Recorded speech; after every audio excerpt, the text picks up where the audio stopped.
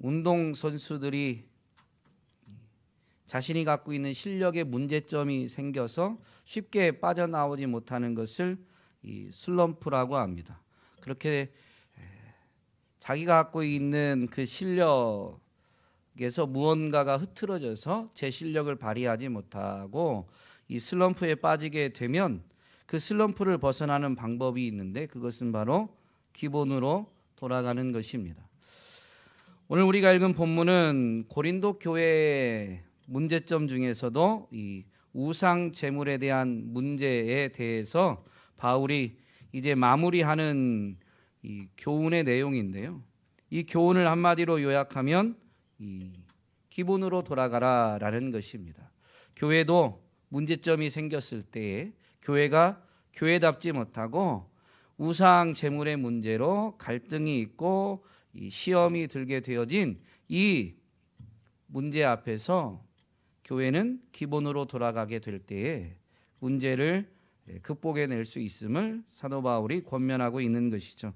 우상 제물에 대한 문제에 이 바울이 내리는 결론은 사실 31절이라고 할 수 있습니다. 그런즉 너희가 먹든지 마시든지 무엇을 하든지 다 하나님의 영광을 위하여 하라 라는 것입니다.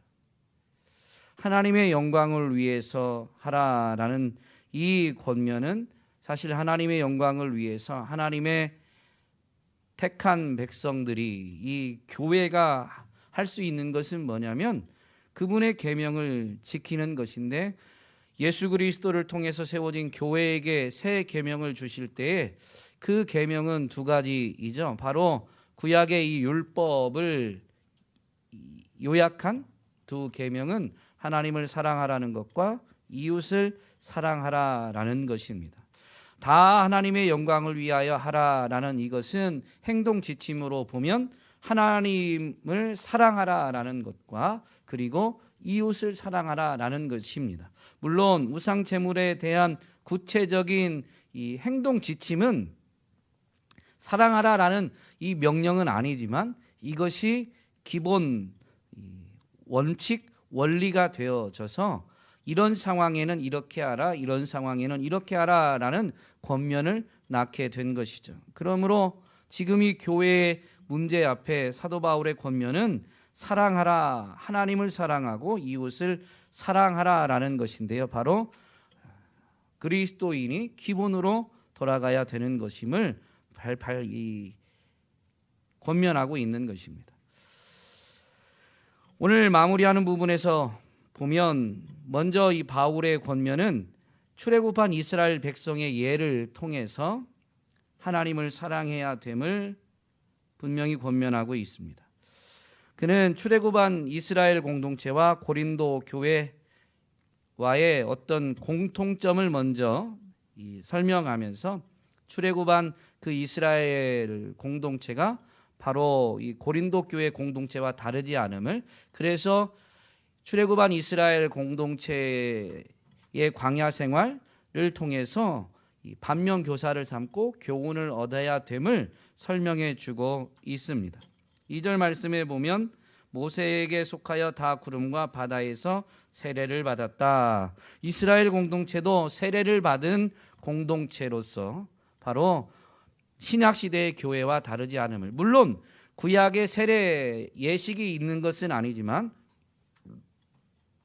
사도 바울은 출애굽한 이 이스라엘이 하나님께서 그들을 인도하실 때 구름 기둥으로, 본문에서는 구름 아래에 있었다라고 하고 바다 가운데로 지났음을 1절 끝부분에서 설명하는데요. 분명히 애굽에서 나온 이스라엘을 하나님이 인도하실 때 낮에는 구름 기둥으로 밤에는 불 기둥으로 그들을 인도하십니다. 그들을 뒤쫓아오는 이 애굽 군대가 있었는데 이스라엘이 이제 홍해 앞에 다다랐을 때 애굽 군대가 뒤쫓아오게 됩니다. 긴박한 그 상황 가운데에서 애굽 군대가 이스라엘을 따라잡지 못하도록 이스라엘을 인도했던 그 구름 기둥이 애굽의 군대를 가로막고 이스라엘을 완전히 따라잡아서 해를 가하지 못하도록 막아 주시고 그리고 나서 홍해가 갈라지는 이런 이적이 일어나게 되죠. 구름의 인도함을 따라서 분명히 이스라엘 백성은 하나님의 보호하심과 인도하심을 체험하게 되고 그리고 홍해가 갈라진 그 마른 땅으로 바다를 건너가게 됩니다.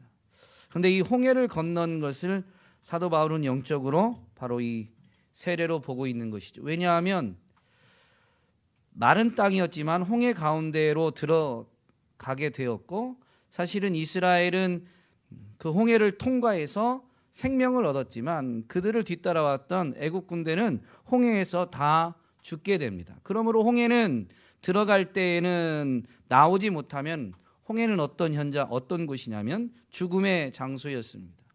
그러므로 세례를 받을 때 이 물에 들어가서 그리스도와 함께 죽었음을 되새기게 되고 그리고 물에서 나옴으로 인해서 그리스도의 부활로 말미암아 우리가 생명을 얻게 되는 것을 기념하고 기억하게 되는 것이죠. 그러므로 이스라엘 백성들도 분명히 홍해에 들어가는 것은 죽음에 들어가게 된 것이고 하나님의 인도함을 하나님의 전적인 은혜로 말미암아 그들이 홍해를 빠져나오게 되었으니 하나님의 은혜로 그들이 생명을 얻게 된 것입니다. 그래서 사도 바울은 이 홍해 사건을 이 세례 사건으로 이해하게 되는 것이죠. 그러면서 이 출애굽한 이스라엘 공동체가 바로 그 세례를 통해서 하나님의 백성, 하나님의 이 자녀들의 공동체로 인정하게 되는 것입니다. 교회, 바로 신약 시대의 교회와 같다라는 것이죠. 또한 3절 4절에 보면 광야를 통과하는 이 이스라엘이 신령한 음식을 먹고 신령한 음료를 마셨다라고 설명하는데요. 이 신령한 음식은 바로 만나를 가리킵니다. 이 만나 하늘에서 내린 이 일용할 양식이죠. 그런데 하늘에서 즉 하나님이 주신 것이니 바로 이 신령한 음식이다라고 표현하면서 교회가 성찬을 통해서 이 그리스도의 몸에 참여하게 되고 그리스도의 피에 참여하게 되는 것을 기념하고 기억하게 되는데요. 그 광야를 통과하는 동안 그 신령한 이 음식, 그 하늘에서 내린 떡이 예수님이 오병이어의 이적을 일으키고 설명해 주실 때 바로 예수님이 하늘에서 내린 참 떡임을, 생명의 떡임을 분명히 설명해 주셨습니다. 그러므로 광야에 있는 이스라엘 공동체도 바로 이 신령한 음식, 신령한 떡을 먹은 하나의 공동체, 바로 이 그리스도와 연합한 그런 공동체다라고 지금 고린도 교회와 견주어서 사도 바울은 설명하고 있고요. 광야를 통과하는 동안 하나님이 마실 물을 공급하시지만 심지어 자연적으로 볼 때에는 이 물이 없는 곳에서 하나님은 어떻게 그들에게 물을 공급하시느냐, 신령한 음료를 주시느냐, 바로 반석에서 물이 나게 하심으로 그들이 이 물을 먹게 해 주셨습니다. 그 반석이 바로 그리스도이심을, 사실은 어떤 반석, 무리바 지역에서만 그 반석에서 물이 나온 사건이 기록되어져 있는데요. 거기에서만 신령한 음료를 먹은 게 아니라 사도 바울은 그것이 가장 두드러지게 더 이해되기 쉽게 하나님이 나타내신 사건이고, 사실은 사도 바울은 뭐라고 설명하냐면 4절에 보면 이는 그들을 따르는 신령한 반석으로부터 마셨다. 그러니 이스라엘 백성들이 광야에서 물을 마시게 된 그 모든 것은 이 샘이 있는 지역이나 아니면 샘도 없고 물을 얻을 수 없는 지역에서 반석에서 물이 나게 하셨거나 그 모든 것이 바로 그들을 따르는, 즉 그들과 함께 하시는 바로 이 그리스도로부터 공급받은 것이다라고 이렇게 선언하고 있는 것입니다. 심지어 반석에서 난 사건은 이것을 가장 잘 드러내는 것으로 반석은 곧 그리스도다라고 분명히 가르쳐주고 있죠. 그래서 신령한 음식을 먹고 신령한 음료를 마심으로 인해서 그리스도와 연합한 이스라엘은 바로 이 고린도 교회와 같이 이 하나님의 공동체다라고 분명히 설명합니다. 그런 이제 그들의 이 생활, 그들의 이 역사를 통해서 교훈을 얻어야 됨을 그는 분명히 설명하고 있는데 5절에 보면 그렇게 하나님과 하나님의 은혜로 그리스도와 연합한 그 신령한 공동체, 하나님의 공동체도 5절에 보면 다수가 하나님이 기뻐하지 아니하셨으므로, 다수를 하나님이 기뻐하지 아니하셨으므로 그들이 광야에서 멸망을 받았다라고 분명히 가르쳐 줍니다. 역사적으로 하나님께 징계를 받아서 심판을 받아서 죽은 이들이 분명히 있죠. 그들은 구름 아래 홍에서 홍해를 건넌 세례를 받은 자들이고 만나를 먹고 반석으로부터 나는 물을 마신 자들인데도 불구하고 하나님이 기뻐하시지 않으므로, 즉 그들이 하나님을 기쁘시게 해드리지 아니하였으므로 그들이 멸망을 받았다라고 이렇게 사도 바울은 경고하고 있습니다. 고린도 교회에 이 우상의 제물을 먹은 사람들은 어떤 사람들이냐면요, 자기들은 지식과 믿음이 있다라고 자부하면서, 그래서 그 지식과 믿음으로 인해서 자유를 누리는, 즉 자신에게 주어진 권리를 온전히 누리는 것이다라고 주장하는 사람들이었습니다. 그들이 이 우상 제물을 먹는 이런 일을 저지른 것이죠. 그래서 사도 바울은 이스라엘 공동체가 분명히 세례도 받고 그리스도와의 연합, 이 신령한 음식과 음료를 먹음으로 인해서 그 구원의 은혜를 알고 있었던 자들이다라는 것을 분명히 강조하면서, 그런 자들 중에서도 끝까지 믿음을 지키지 못해서 멸망받은 자들이 있다라는 것을 통해 경고하고 있는 것이죠. 그들을 통해 배워야 될 것, 하나님을 기쁘시게 해드리지 않으면, 이것은 물론 의도적으로 하나님을 기쁘시게 해드리지 않고 자기 욕심대로 행하는 것을 말합니다. 흠이 없는 행동을 말하는 게 아니라 의도적으로 자기 욕심에 이제 이끌려서 이 신령한 은혜를 체험하고도 육체의 욕심에 이끌리게 되면 분명히 멸망을 피할 수가 없는 것이죠. 그러면서 7절에서 그들 가운데 어떤 사람들이 우상 숭배했다, 하나님이 기뻐하시지 않는, 하나님을 기쁘시게 해드리지 않는 대표적인 행동들을 설명하고 있는데 7절에서는 우상 숭배입니다. 우상 숭배하는 자가 되지 말아야 됩니다.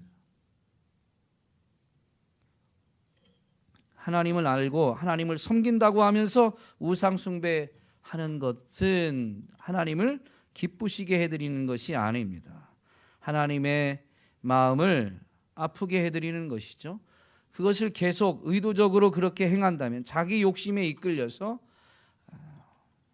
계속 행한다면 그들은 멸망을 피하지 못하는 것입니다. 8절에 보면 음행하지 말자라고 권면합니다. 음행하는 것이 하나님을 기쁘시게 해드리지 못하는 것이죠. 물론 이 이스라엘 백성들이 광야 생활 중에 이방인들의 유혹에 의해서 성적으로도 음행을 행하기도 하지만, 성경에서, 구약 성경에서는 분명히 이 음행을 육체적인 이 성적인 것만 음행으로 여기는 것이 아니라 영적으로도 하나님과 이스라엘이 언약을 맺은 것이 부부 관계로, 결혼 관계로 비유되어져서 설명되는데, 그 결혼 관계는 배우자에 대해서 독점적이 됩니다.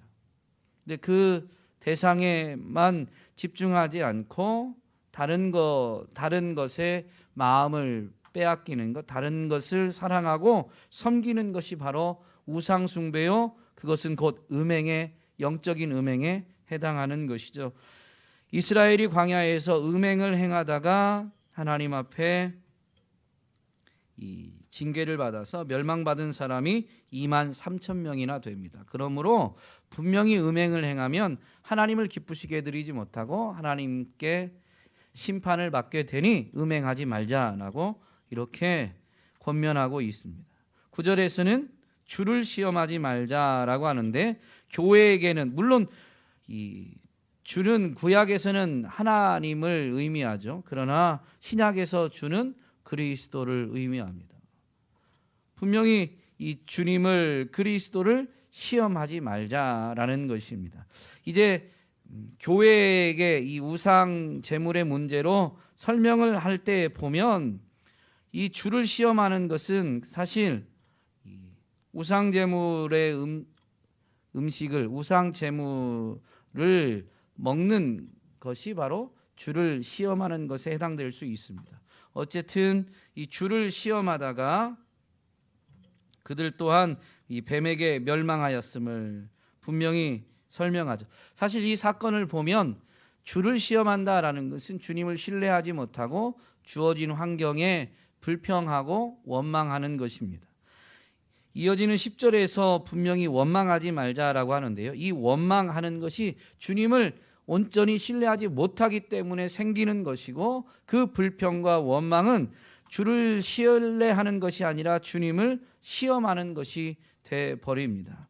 이 모든 것이 표현은 다르지만 그 역사적으로 일어난 사건들이 있기 때문에 사도 바울은 이렇게 권면하고 있는데요, 이 네 가지의 교훈에 해당되는 것들이 사실은 다 우상 제물의 문제와 연결이 됩니다. 고린도 교회에서 우상 제물을 먹은 사람은 조금 전에 설명드린 대로 교회 내에서 지식과 믿음이 있다고 스스로 자랑하면서 자신의 권리를 누리고 있는 것처럼 주장하는 사람들이었습니다. 그들에게 이렇게 이 출애굽한 이스라엘 백성의 역사를 통해서 교훈을 던지면서 경고를 하면서 이렇게 당부하죠. 그런즉 선줄로 생각하는 자는 넘어질까 조심하라.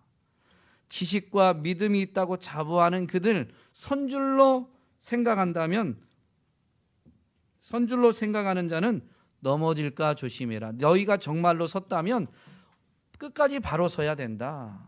뭘 아는 것으로, 그래서 그 아는 것이 온전한 행함으로 연결되지 않고 그릇된 행함으로 연결된다면 선줄로 생각하지만 넘어지게 되는 것임을 경고하고 있는 것이죠. 그러면서 하나님을 신뢰하고 하나님의 뜻에 순종해야 됨을 이 13절의 말씀으로 권면하고 있는 것입니다.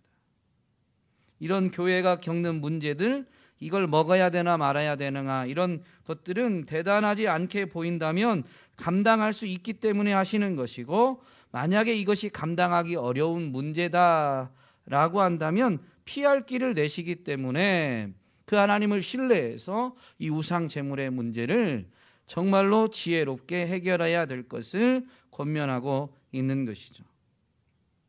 그러면서 이제 우상 제물의 문제에 대해서 교회에 직접적인 권면을 주게 되는데요, 사실 고린도 교회 당시에, 고린도시에 당시에 이 시장에 유통되는 거의 대부분의 고기는 황제 제의나 이방 신전 제의에서 사용되고 나서 유통되는 것입니다. 그렇기 때문에 이것들이 이제 문제가 되는데요, 특별히 사도 바울이 교회에 주는 권면을 보면 그 당시 고린도 지역에서 유통되는 고기로 인한 교회가 겪는 문제는 네 가지 경우에 해당됩니다. 첫 번째는 우상 신전에서 이 제의를 드리고 거기에서도 이제 만찬이 있는데 그 자리에 참여해서 그 제물의 고기를 먹는 경우입니다. 이 경우는 제의에도 참석하고 그 제의 이후에 있는 만찬의 자리에서 고기를 먹는 것이죠. 또한 두 번째는 시장에서 고기를 사 먹는 경우입니다. 어쨌든 대부분의 고기가 제의에, 이 우상 제의에 사용되어진 것이기 때문에 그냥 시장에서 고기를 사 먹는 경우도 우상 제물의 문제와 이 연관은 있습니다. 세 번째는 불신자가 초대한 식사 자리에서 이제 고기가 나오는 경우, 그때 고기를 먹는 경우에 해당되고요. 네 번째는 신자와 함께 식사하는 자리에서 고기를 먹는데 그 신자가 그 식사 자리에 올라온 고기가 바로 우상 제물이라고 알고 있는 경우입니다. 이런 경우에 대해서 사도 바울이 권면을 하게 되는데, 먼저 우상 신전의 제의에 참여해서 그 만찬의 자리에서 고기를 먹는 경우인데요. 사도 바울은 이때의 이 권면은 14절을 보면 우상 제물의 고기를 먹는 것 자체보다 더 중요하게 바로 우상 숭배하는 일을 피하라라는 것입니다. 우상 제의에 왜 참여하느냐 이거죠. 정말로 하나님의 백성이라면, 예수 그리스도의 이 대속의 은혜로 구원받은 하나님의 백성이라면 왜 그 우상 제의에 참여하느냐. 물론 우리가 아마 이제 강충성 목사님이 그동안 고린도전서를 이렇게 강해하시면서 설명이 되어 적겠졌는데요. 고린도 지역에서 우상 숭배가 만연하고 사회적으로 입지를 다지고 있는, 기득권을 가지고 있는 자들과의 관계에서 완전히 자유롭지 못하다 보니까 그런 기득권을, 힘을 가지고 있는 자들이 이제 우상 숭배를 하고 있어서 경제적 손해나 불이익을 당하지 않으려면 그들의 요구에 따라야 되는 경우들이 분명히 있을 것입니다. 그런데 그 어떤 이득을 조금 더 얻기 위해서, 생존을 위협받는 게 아니고 이득을 조금 더 얻기 위해서 그리스도인들이 그 이방 제의에 참여하는 것이라면 그것은 분명히 행하지 말아야 될 행동인 것이죠.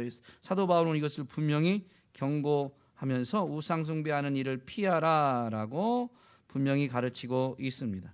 이것에 대한 설명을 이제 15절부터 22절까지 행하고 있는데요.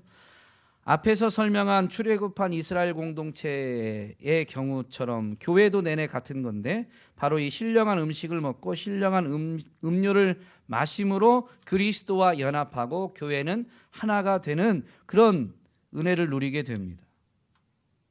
그런데 그렇게 이 신령한 이 음식을 먹고 신령한 음료를 마신 공동체가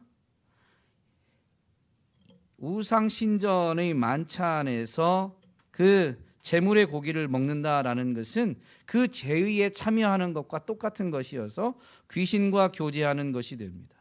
신령한 음료와 신령한 음식을 먹음으로 그리스도와 연합하고 그리스도와 교제하는 자들이 귀신과 교제하는 일을 행하게 되는 것이죠. 이것은 귀신과 그리스도가 하나 될 수 없기 때문에 올바른 행동이 결코 아니다라는 것입니다. 교회 공동체는 그리스도를 중심으로 한 몸을 이루게 되는데 이제 귀신과 한 식구가 되어버리는 것이죠. 이건 도저히 있을 수 없는 일이기 때문에 정말로 그 구원받은 사람들, 교회에 부름받은, 교회로 부름받은 사람들이 그 소속을, 정체성을 분명히 해서 마땅히 행하지 말아야 될 부분, 우상 숭배를 하지 말아야 된다라는 것을 경고하고 있는 것이죠. 고기를 이제 먹는 경우는 이 두 번째, 세 번째, 네 번째의 경우인데요. 두 번째 경우에 대해서 이제 두 번째, 세 번째, 네 번째 경우에 대한 것은 지침을 주는데, 결론으로 말하면 아까 말씀드린 31절입니다. 먹든지 마시든지 무엇을 하든지 다 하나님의 영광을 위해서 하라라는 것입니다. 그런데 이 결론이 도달하게 된 것은 23절부터 24절을 보면 이렇게 설명합니다. 모든 것이 가하나. 그 당시에 그런 식사 자리에서 고기를 먹는 문제는 괜찮다는 거예요. 원래 먹을 수 있다는 거죠. 가하다.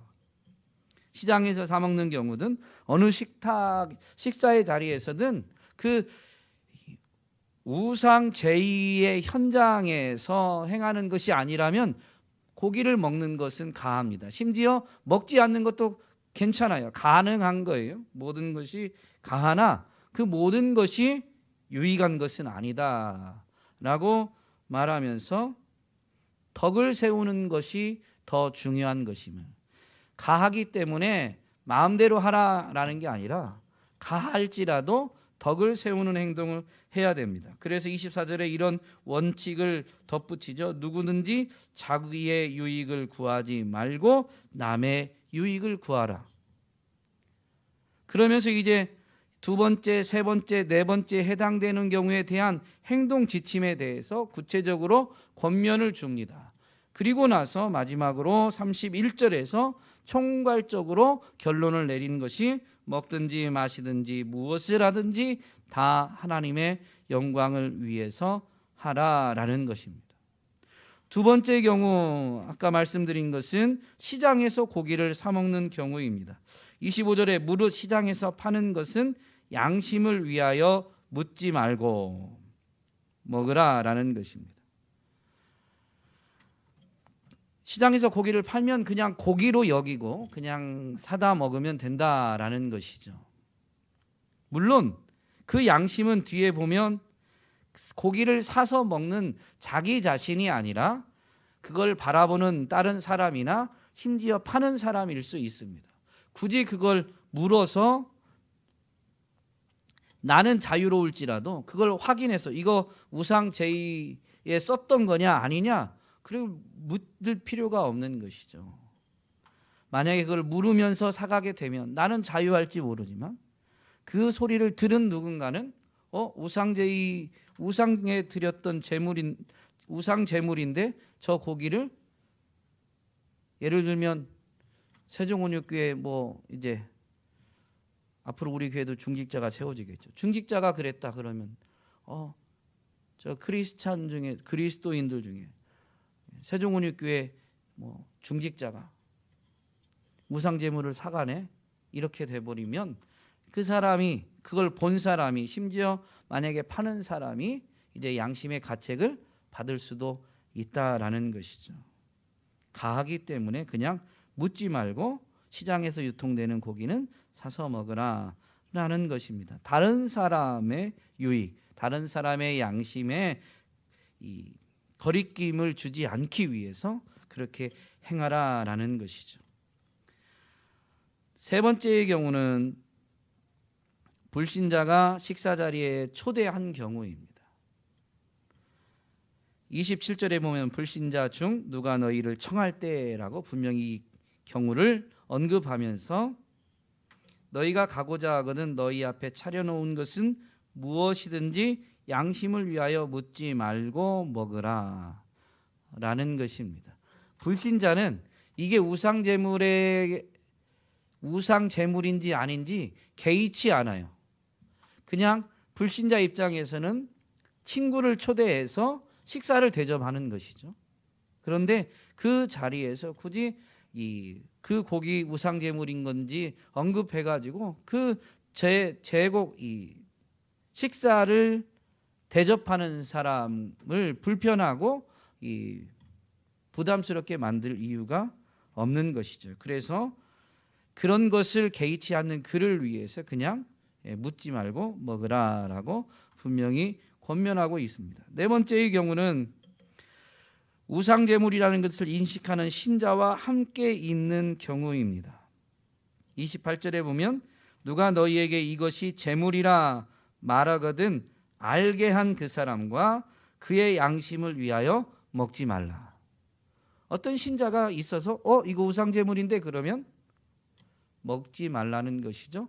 비록 시장에서 사든 그 식탁의 자리에 있든 다 우상제물이어도 모든 것이 가하기 때문에 그 시장에 사 먹는 경우에 대한 설명을 보면 26절에 보면 땅과 거기 충만한 것이 주의 것이기 때문에 그거는 먹을 수 있어. 이런 믿음이 있을지라도 그 제물이 우상제물이다라고 말한 사람은 그런 믿음이 있는 사람이 우상제물을 먹는 것이 불편함이, 그리고 신앙에 이 혼란이 올 수 있기 때문에 바로 그것을 알고 있는 사람, 심지어 그것을 이 우상제물이라고 이렇게 지적한 그 사람을 위해서 먹지 말아야 된다.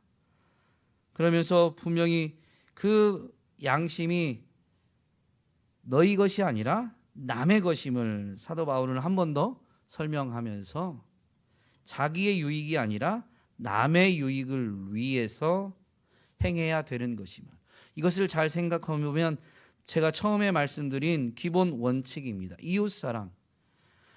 사람들과 있는데 자신의 유익이 아니라 남의 유익을 구하는 것은 매우 불편한 일입니다. 그것은 이웃을 향한 사랑이 없으면 불가능한 일이죠.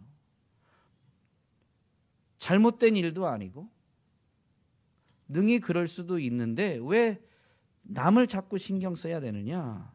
남의 유익을 왜 구해야 되느냐? 그를 사랑하는 행동이기 때문에, 그를 사랑하는 것이기 때문인 것이죠. 그러면서 남의 유익을 위해서 이 우상 제물을 먹든가 말든가를 결정하는 그 모든 것은 사실은 하나님의 영광을 위한 것임을. 왜냐하면 내 이웃을 내 몸처럼 사랑하라라는 계명은 하나님의 계명, 하나님의 명령입니다. 계명에 순종하는 것이 바로 하나님을 사랑하는 것이죠. 나를 사랑하는 자라야 나의 계명을 지킨다라고 분명히 말씀하시잖아요. 그러므로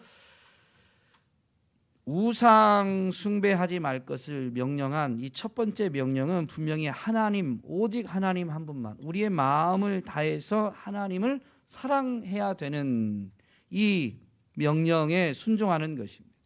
그리고 나머지 세 가지 경우에 해당되는 이 권면은 이웃사랑이 절대 원칙이 되어져서 주어지는, 구체적으로 주어지는 권면들인 것이죠. 언제나 우리 믿음의 위기가 오거나 혼란이 올 때에는 바로 이렇게 기본으로 돌아가는 하나님을 사랑하는 것이 무엇인가, 그리고 이웃을 사랑하는 것이 무엇인가. 모든 것이 가하니까, 모든 것이 가능하니까 나의 유익을 위해서라고 한다면 혹시 그것이 다른 사람에게 부담을, 혼란을 또는 이 아픔을, 상처를 줄 수도 있는데요. 예수님은 분명히 말씀하셨습니다. 소자로 하여금 실족하게 하는 자는 연자 맷돌에 매달려서 바다에 던져지는 것이 차라리 낫다. 그 형제를 실족하게 하는 것은 정말로 하나님의 뜻이 아닙니다.